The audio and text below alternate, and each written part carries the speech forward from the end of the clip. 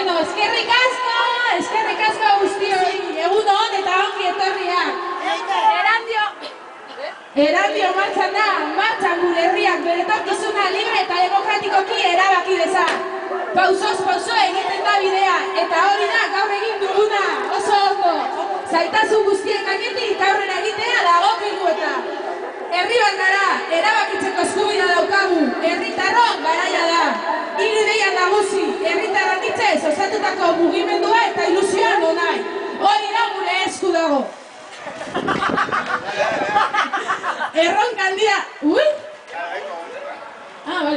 Erronka handia daukagu horretik. Ekainaren 8an Durango eta Iruña elkartuko dituen gizakatean parte hartzera 400 erandioztar baino gehiago eramateko asmoa bai dugu.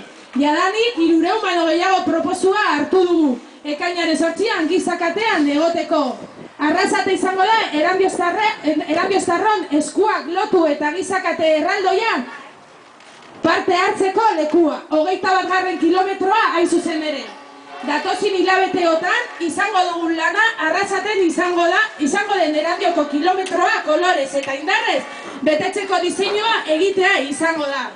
Autobusak antolatu, jai giroa asmatu, non bazkaldu, gogoratzea ere datorren larunbatean, martxoak 29an, arratsaldeko 5 herrietan Bilboko Lakasilla aretoa betetzeko asmoa daukagula. Bertan, herriz herri antolatutako ekimen ugariren topaketa ikusgarria izango da. Goazen badenok Bilbora. Ekainaren 8an, 400 erandioztar baino gehiago izango bagara gizakatean. Guztion lana beharrezkoa izango da datozen asteetan. Aitite, alaba, guraso, lagun, auzokide, ezagun edo dendariarekin hitz egin. Eta ekainaren 8an gizakatean parte hartzeko gonbitea luzatzera animatzen zaituztegu. Gurea den erabakitzeko eskubidea lortzera goaz. Eskuz esku, Erandion martxan da. Orain eta etorkizuna gure esku dago.